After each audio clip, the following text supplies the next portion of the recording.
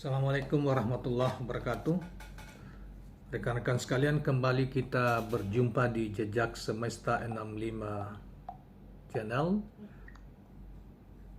Saya berharap bahwa kita semua dalam keadaan sehat walafiat, terutama yang menjalankan ibadah puasa. Semoga selalu tabah menjalaninya dan selalu mendapat anugerah yang tak terhingga dari Tuhan Yang Maha Kuasa, Allah Subhanahu wa Ta'ala. Kepada kawan-kawan sekalian yang tidak berkewajiban untuk melaksanakan ibadah puasa, semoga juga senantiasa mendapat bimbingan dan perlindungan Tuhan Yang Maha Kuasa. Kawan-kawan sekalian, kali ini kita akan menampilkan satu informasi penting terkait dengan viralnya kegiatan yang masih terkait dengan masalah soal pemilu partai politik, terutama bagi-bagi duit di salah satu masjid di Madura 2 hari atau 3 hari yang lalu, dan semakin menjadi perbincangan publik karena itu melibatkan sebuah partai besar penguasa yaitu PDIP, yang dimana salah satu anggota DPRD-nya, konon anggota DPRD Jawa Timur, yang membagi-bagi uang dengan amplop logo PDIP. Sebentar kita akan tampilkan logo dan video untuk mendukung channel ini. Video bagi-bagi uang tentunya. Saudara sekalian,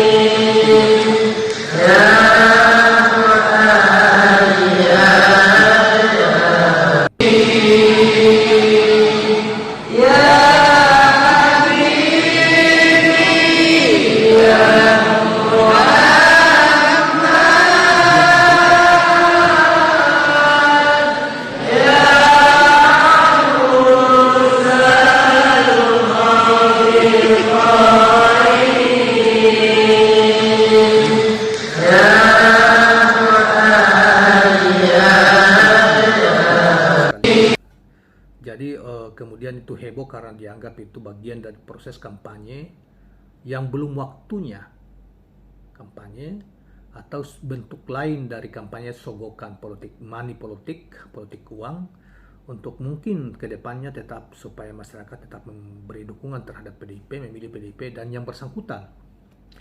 Nah, saudara sekalian, yang herannya kita, karena itu berlangsung di dalam masjid. Herannya beberapa waktu ini dari akhir tahun kemarin, bahkan dari kemarin-kemarin itu kan gaung tentang tidak boleh orang berkampanye di masjid atau menggunakan rumah-rumah ibadah untuk melakukan aktivitas politik. Itu kan gencar sekali, termasuk Bawaslu, KPU dan lain sebagainya menyuarakan itu. Tetapi dan itu kemudian banyak yang disorot ketika Anies Rashid Baswedan berkunjung ke beberapa daerah dan bertepatan hari Jumat dia melakukan salat Jumat, misalnya baru-baru yang terakhir di Jawa Timur. Salat Jumat kemudian karena mereka tahu bahwa Anies datang, masyarakat kemudian sebelum dan sesudahnya itu berbondong-bondong ingin menyalami yang bersangkutan.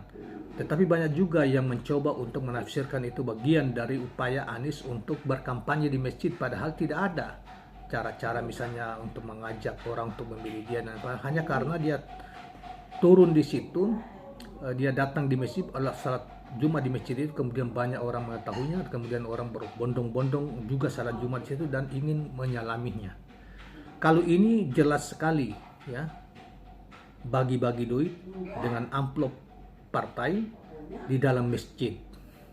Nah, tetapi oleh Bawaslu menganggap itu belum masuk kampanye dan lain sebagainya, sehingga itu sementara kalau Anies itu sudah disorot habis-habisan, Bawaslu sudah bicara macam-macam dan lain sebagainya, terutama Bawaslu pusat ya. Bahkan kemarin di Jawa Timur itu juga membuat himbauan ya, supaya jangan misalnya datang ke memantau pergerakan Anies di Jawa Timur itu. Nah, sementara ini mereka seakan-akan membela. Tapi sebentarlah kita akan bacakan kemudian alasan mereka. Jadi ini ada mendua luar biasa yang diperlihatkan oleh Bawaslu, dan ini kalau ini betul-betul ketidakjujuran dari anggota Bawaslu, integritas mereka dipertanyakan, maka ancaman bagi pemilu 2000, kejujuran, keadilan pelaksanaan pemilu di 2024 yang akan datang akan merusak nilai demokrasi dari sisi etik, soal kejujuran dan keadilan yang karena integritas pengawas dan Mudah-mudahan KPU tidak seperti itu. Pengawas pemilu yang seperti itu ya, yang mendua. Sekarang kalau Anies atau partai koalisi perubahan itu diperlakukan lain, dikritisi dan macam-macam lah ini ya. Sementara kalau misalnya partai lain jelas-jelas itu melakukan pelanggaran di dalam rumah ibadah sekalipun dianggap itu belum waktunya untuk kampanye. Jadi bahkan ada ketua Bawaslu hari ini Ahmad Bagja mengatakan ya itu kan zakat, jadi bolehlah dibagi-bagi katanya.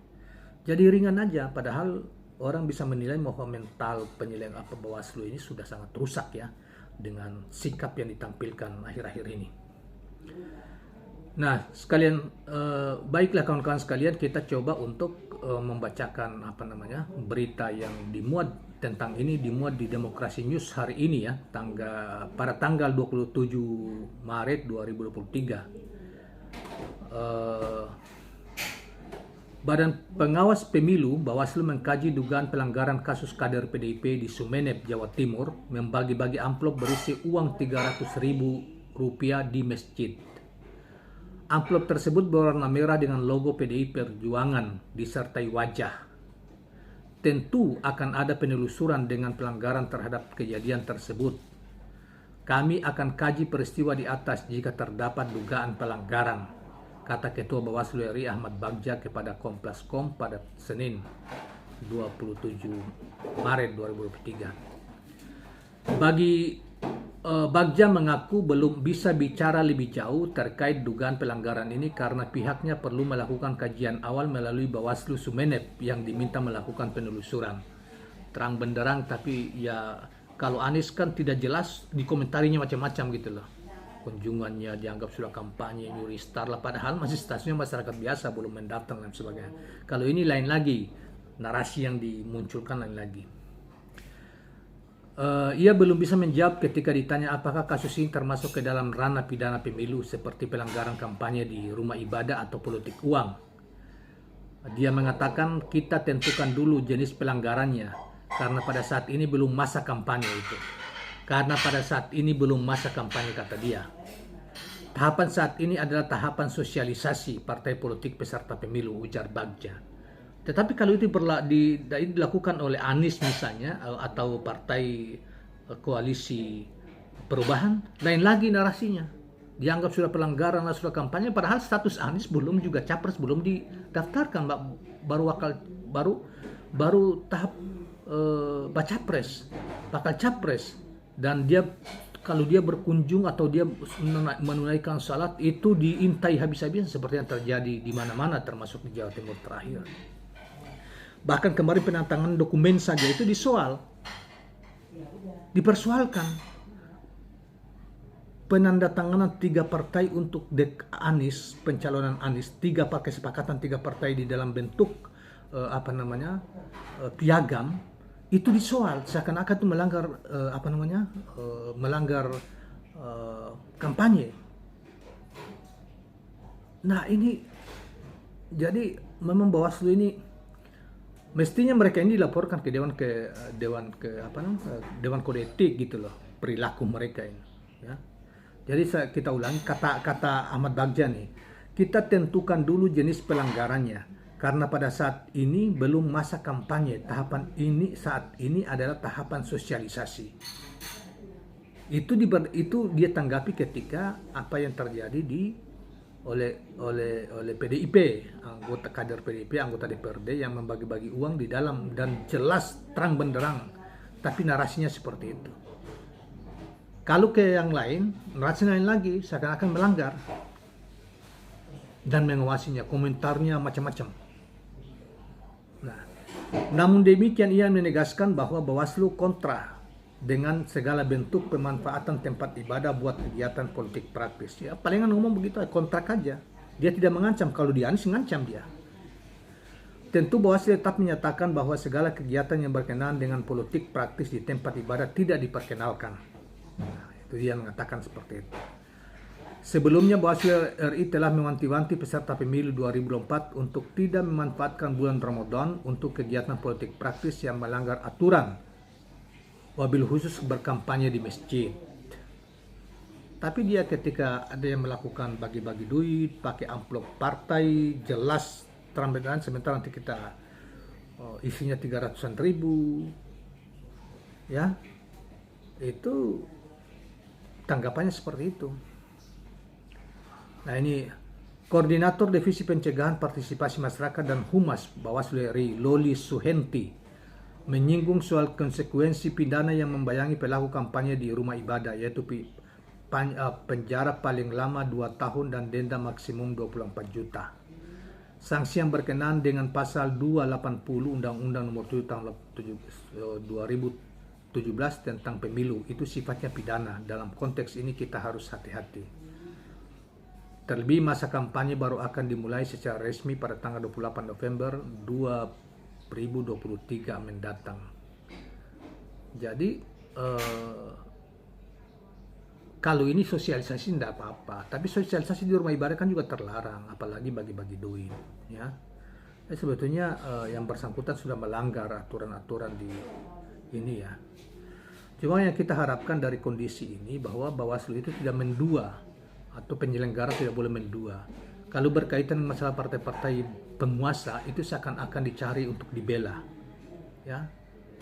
Walaupun jelas-jelas mereka melakukan pelanggaran, dibela. Ini cari alasan narasinya untuk seakan-akan itu tidak melanggar atau dibolehkan. Tetapi kalau itu berkaitan dengan misalnya dengan partai-partai yang tergabung dalam koalisi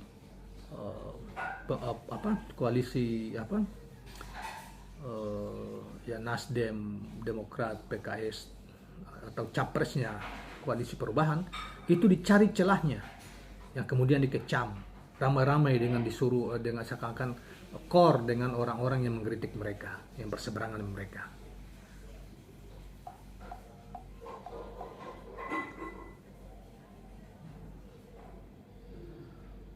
Ia mengklaim sebagian paket sembako dibagikan dalam bentuk uang tunai dan hal itu diniatkan sebagai zakat. Nah, ini yang kasih duit itu, ya.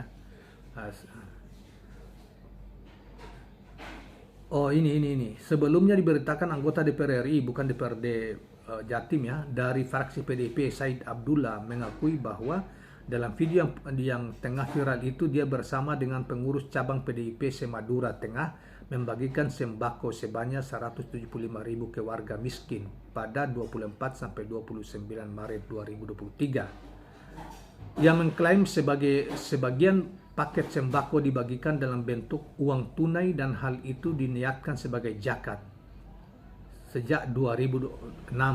Adapun soal tuduhan moneypolitik, Said menampik hal tersebut. Jadi kalau itu dikenakan moneypolitik tentu salah alamat. Saya perlu sampaikan setengah-setengah terangnya. Setiap reses saya menerima uang reses selaku anggota DPR. Kenapa ada logo PDI Perjuangan? Sebab sebagai kader bergotong royong dan itu juga diniatkan zakat mal. Nah, jadi kalau dia uang resesnya ngomongnya itu kan sudah nggak konsisten, ya. Kalau dana reses, sepengetahuan saya itu tidak diperuntukkan untuk dibagi-bagi ke masyarakat, ya, tetapi itu biaya untuk program atau mungkin bantuan lah, ya, bantuan bisa juga, ya, tetapi tidak dibagi-bagi seperti ini sepengetahuan saya. Tapi yang kedua, dia sekarang di penjelasan dia dibawa lagi diniatkan lagi sebagai masa dana reses niatkan sebagai zakat mal. Kan juga nggak benar. Dan ini sebetulnya sudah salah itu, ya. Dan saya kira Bawaslu harus melakukan tindakan, jangan memilah-milah gitu, ya. Kalaupun memang itu dibenarkan bahwa itu bagian dari bantuan, ya, dan anggota DPR terhadap dapilnya kepada masyarakat, tapi kenapa mesti pakai juga amplop PDIP lah dan lain sebagainya? Itu kan kalau mau sudah menggunakan simbol-simbol partai kan sudah kampanye. Amplop PDIP baru sekarang itu dianggap sebagai itu simbol gotong royong. Kan aneh, ya. Jadi upaya pembohongan terhadap publik dilakukan, ya. Kemudian yang sebetulnya sudah melakukan juga kampanye. Sosialisasi itu kan kampanye gitu, ya. Atau sekadar kalau kampanye bisa dibedakan, sekarang memperkenalkan bahwa ini loh calon presiden atau ini loh partai kita atau ini dan sebagainya, bolehlah. Atau menyampaikan program-program gitu loh. kampanye juga sama menyampaikan program-program. Oleh karena itu, menurut saya Bawaslu ini tidak usah mendua bahwa memang larangan tidak boleh di rumah ibadah, itu jelas, nah, dan ini dilakukan di rumah ibadah. Sekarang tadinya dibilang itu rumah dana reses, sekarang dipakai lagi dana dibagi di zakat mal, kan tidak konsisten lagi. Karena itu perlu kepada siapa saja menurut saya. Jadi jangan cuma menyoroti misalnya partai-partai di koalisi perubahan termasuk capresnya, tetapi juga yang lain seakan-akan mencari alasan untuk membenarkan apa yang dilakukan. Nah, kita paling khawatir sebetulnya terhadap pelaksanaan penyelenggara pemilu kali ini. Nah, apalagi kalau saya tidak salah tadi ini ada ketua Komisi 2 juga sudah menyayangkan tentang sikap Bawaslu yang pada akhirnya juga meminta kepada KPU supaya mengkaji ulang tentang administrasi Partai Prima yang tidak lolos, kemudian menggugat ke Pengadilan Negeri Jakarta, kemudian meminta yang sempat polemik beberapa waktu lalu, ya. Jadi ketua komisi merasa heran dan terkejut kenapa Bawaslu sebelumnya sudah menolak, sekarang menganjurkan supaya diberi kesempatan untuk verifikasi ulang, kan terima tahapan itu sudah lewat. Nah, ini rusaknya mental Bawaslu ini sebetulnya, anggota-anggota Bawaslu terutama ketua Bawaslunya yang Ahmad Bagja ini, yang sebetulnya kalau sudah keterlaluan yang bersangkutan dilaporkan saja.